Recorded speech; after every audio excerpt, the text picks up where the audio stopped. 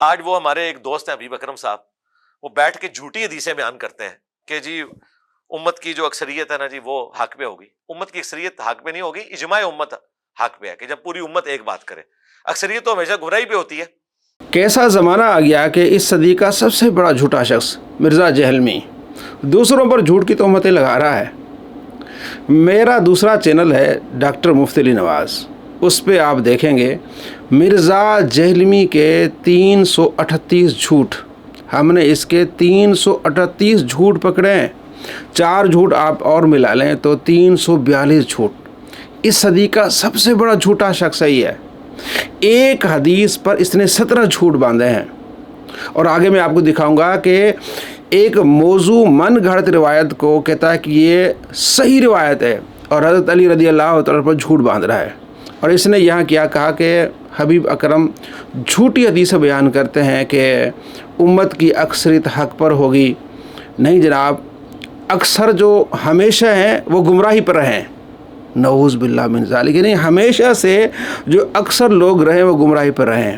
نبی علیہ السلام کے زمانے سے، پھر صحابہ کے زمانے سے، پھر تابعین کے زمانے سے، ہمیشہ یعنی ہمیشہ لوگ اکثر جو ہے وہ گمراہی پر رہیں. یہ اس کا جھوٹ ہے. اور دوسرا اس کا یہ جھوٹ ہے کہ جناب علی حبیب اکرم نے جھوٹی روایتیں بیان کرتے ہیں.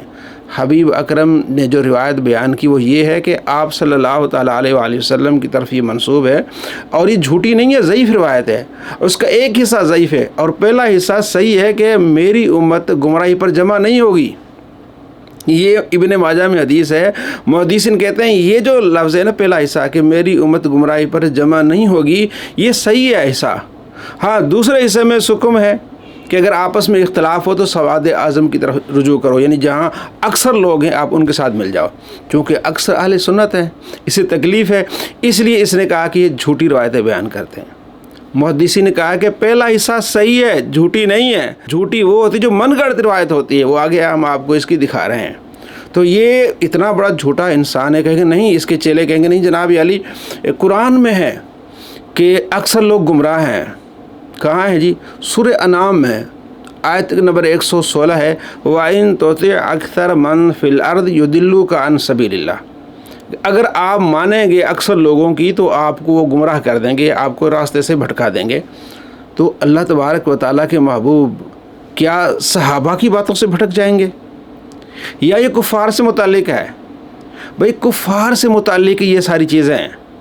اور سورہ رعد کا حوالہ دیں گے، پہلی آیت ہے کہ وَلَٰكِنَّ أَكْثَرَ النَّاسِ لَا يُؤْمِنُونَ. اور اکثر لوگ ایمان نہیں لاتے. تو یہ کون ہے؟ کافر ہیں. تو کافروں سے متعلق آیات مسلمانوں پر چشمہ کرتے ہیں.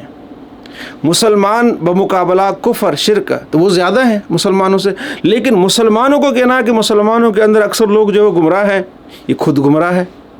نبی صلی اللہ تعالیٰ علیہ وآلہ وسلم کے زمانے میں صحابہ اکثر گمراہ تھے، نعوذ باللہ. یا صحابہ کے زمانے میں تابعین گمراہ تھے، کیونکہ اس نے کہا ہمیشہ کہ جب پوری امت ایک بات کرے. اکثریت تو ہمیشہ گمراہی پہ ہوتی ہے. نبی صلی اللہ تعالیٰ علیہ وآلہ وسلم کا فرمان ہے ترمذی میں کہ جنت میں 120 صفیں ہوں گی جنتیوں کی، اس میں سے 80 صفیں میری امت کی ہوں گی. اگر نبی علیہ السلام کی اکثر امتی گمراہی پر ہے تو 120 میں سے 80 صفیں نبی علیہ السلام کی ایسی ہو گئی. تو یہ جھوٹا شخص ہے. اس نے یہاں 2 جھوٹ باندھے ہیں اور اس نے خوارج والا عمل کیا، کیونکہ خارجی جو ہے وہ آیات جو کفار سے متعلق ہے مسلمانوں پر چسپاں کرتے تھے. بخاری میں حدیث ہے 6930، اس کے تحت امام بخاری نے حضرت عبداللہ بن عمر کا قول لکھا ہے کہ بدترین مخلوق کون ہے؟ خوارج ہیں. اس لیے کہ وہ آیات جو کفار سے متعلق ہیں یہ لوگ مسلمانوں پر چسپاں کرتے ہیں. یہ خارجی نسل سے ہے اور جھوٹا ہے. 2 جھوٹ اس کے یہ ہو گئے. تیسرا جھوٹ آپ یہ دیکھ لیں، دنیا کا کوئی بھی ایشو جو برننگ ایشو کے طور پر ہو، اس کی حدیث اگر آپ ہم سے پوچھتے ہیں، ہمیں پتہ ہوتا ہے کہ اس کی صحیح سند کہاں پہ ہے، اس کی ضعیف سند کہاں پہ ہے، اس کی سماع کی تصریح کہاں پہ ہے. کیونکہ یہ فیلڈ ہے نا یار، اس میں ٹائم لگایا ہے اس فیلڈ میں. دنیا کا کوئی برننگ ایشو ہم آپ کو بتائیں گے کہ سند اس کی صحیح کہاں ہے، ضعیف کہاں ہے. جھوٹ بولتا ہے. یہ تیسرا اس کا جھوٹ ہے. چوتھا جھوٹ آپ دیکھیں کہ مولا علی رضی اللہ تعالیٰ عنہ پر جھوٹ باندھ رہا ہے اور کہہ رہا ہے کہ صحیح سند سے یہ حدیث ہے. حالانکہ موضوع اور من گھڑت روایت ہے. جبکہ حبیب اکرم صاحب یہ نہیں کہہ رہے ہوتے کہ میں اسلامی اسکالر ہوں, میں آپ کو دین سکھا رہا ہوں, میں آپ کو حدیثیں بتا رہا ہوں. انہوں نے ایک حدیث پڑھی اور بتا دی.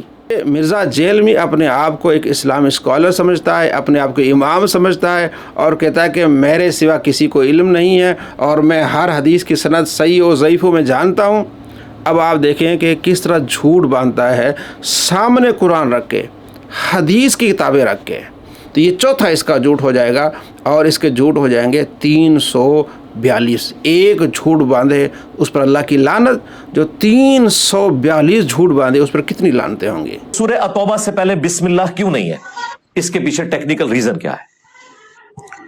المستدرک للحاکم میں صحیح سند کے ساتھ یہ روایت موجود ہے کہ مولا علی رضی اللہ تعالیٰ عنہ علیہ السلام سے جب پوچھا گیا کہ سورہ التوبہ سے پہلے بسم اللہ کیوں نہیں ہے, تو سیدنا علی نے فرمایا کہ سورہ التوبہ سورہ براء, اسے براء کا لفظ بھی اس کے لیے سٹارٹ ہی سے ہوتی ہے, یعنی اعلان براءت ہے اللہ تعالیٰ کی طرف سے.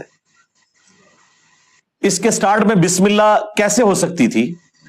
یہ تو اللہ تعالیٰ کی طرف سے ایک ننگی تلوار کی طرح صورت نازل ہوئی ہے مشرکین عرب کے اوپر. المستدرک للحاکم میں صحیح سند کے ساتھ یہ روایت ہے کہ حضرت علی رضی اللہ تعالیٰ عنہ سے پوچھا گیا کہ سورہ توبہ سے پہلے بسم اللہ کیوں نہیں ہے؟ آپ نے فرمایا بسم اللہ تو امان ہے, سورہ توبہ تو ننگی تلوار ہے مشرکین کے لیے. یہ 3273 نمبر روایت ہے, المستدرک للحاکم میں. آپ اسلام 360 کھول لیں, اس حدیث کے نیچے کوئی حکم نہیں ہے کہ یہ صحیح یا ضعیف ہے, بلکہ اصل کتاب آپ دیکھ لیں, المستدرک للحاکم اصل کتاب 3273, اس میں امام حاکم نے کوئی حکم نہیں لگایا. حالانکہ امام حاکم اکثر احادیث کے نیچے حکم لگاتے ہیں کہ اس کی سند بخاری مسلم والی ہے, اور امام ذہبی نے کوئی حکم نہیں لگایا کیونکہ نیچے تلخیص موجود ہے امام ذہبی کی, اکثر احادیث کی یہ صحیح یا ضعیف ہے. دونوں اماموں نے اس کو چھوڑ دیا. بلکہ اس سے ملتی جلتی ایک اور روایت جس میں ایک راوی ہے محمد بن زکریہ بن دینار, اس روایت کو امام ذہبی نے کہا یہ موضوع روایت ہے. اس میں جو زکریہ راوی ہے محمد بن زکریہ, یہ حدیثیں گڑھتا تھا. اب جو حدیثیں گڑھتا ہے راوی, اس کی روایت موضوع ہوتی ہے, من گھڑت ہوتی ہے. تو من گھڑت روایت کو صحیح پیش کرنا کتنی بڑی زیادتی ہے, کتنا بڑا فراڈ ہے, جھوٹ ہے. آپ دیکھ لیں وہ کتابیں اور وہ روایتیں. یہ اسلام 360 میں یہ روایت ہے 3273. حضرت عبداللہ بن عباس رضی اللہ تعالیٰ عنہ فرماتے ہیں, میں نے حضرت علی بن ابی طالب رضی اللہ تعالیٰ عنہ سے پوچھا سورہ توبہ کے آغاز میں بسم اللہ الرحمن الرحیم کیوں نہیں لکھی جاتی؟ آپ نے فرمایا اس لیے کہ بسم اللہ الرحمن الرحیم امان ہے, جبکہ سورہ برات الجہاد کے احکام کے تحت نازل ہوئی ہے, اس میں امان نہیں ہے. اب اس پر حکم کیا ہے؟ کچھ بھی نہیں ہے, کوئی حکم نہیں لگایا گیا. اصل حدیث جو مستدرک للحاکم میں ہے, اب دیکھیں اس پر بھی امام حاکم نے کوئی حکم نہیں لگایا, امام ذہبی نے کوئی حکم نہیں لگایا. بلکہ وجہ کیا؟ محمد بن زکریہ بن دینار, یہ راوی کیا ہے حدیثیں گڑھتا تھا, اور جس سند میں ایسا راوی جو حدیثیں گڑھتا اس روایت کو موضوع کہتے ہیں, اس کو صحیح نہیں کہتے ہیں. یہ دیکھیں ایک اور روایت ہے 4759, اس میں محمد بن زکریہ بن دینار ہے, امام ذہبی نے تلخیص کی اور کہا یہ موضوع روایت ہے. امام دار قطنی کیا لکھتے ہیں؟ کہتے ہیں کہ یہ حدیثیں گڑھتا تھا. الدوفا والمتروکین میں اس کو کہا گیا کہ یہ بھی حدیث گڑھتا تھا. قالت الحاکم للدار قطنی, امام دار قطنی کیا کہتے ہیں؟ ید الحدیث محمد بن زکریہ بن حدیث گڑھتا تھا. مرزا کے ابا جی ہیں البانی, ان کی کتاب سلسلہ احادیث ضعیفہ, حدیث کا نمبر 356. یہ حدیث کہتے ہیں کہ موضوع روایت ہے. اس کی وجہ کیا کہتے ہیں؟ کہتے ہیں کہ اس لیے کہ اس میں محمد بن زکریہ ہے اور وہ حدیث گڑھتا تھا. البانی کہتے ہیں کہ جس روایت کی سند میں محمد بن زکریہ آ جائے وہ حدیث موضوع ہوگی, کیونکہ یہ حدیث گڑھتا تھا. اور مرزا جی کہہ رہے کہ صحیح سند. مرزا کے دوسرے ابا جی ہیں حافظ زبیر اجزی, ان کی کتاب مقالات جلد 3 صفحہ نمبر 401 پہ لکھتے ہیں محمد بن زکریہ ضعیف راوی ہے, اور کہتے ہیں کہ ہیثمی نے کہا کہ جمہور نے اس کو ضعیف کہا ہے. ایسا راوی جس کو جمہور ضعیف کہہ رہے ہیں, البانی کہتا ہے کہ حدیثیں گڑھتا ہے.